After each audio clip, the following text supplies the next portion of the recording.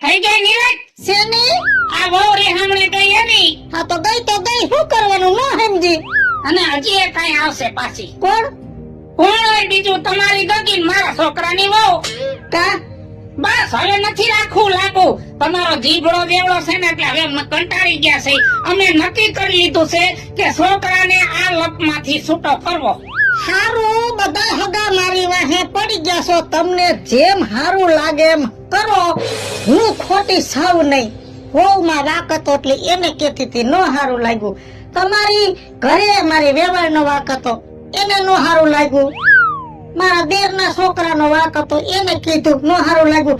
બધાય હગાએ મારા વાક કાઢ્યા પણ હું હાસી છું અને મારો નાથ ઉપરવાળો જાણે છે હું હાસી છું.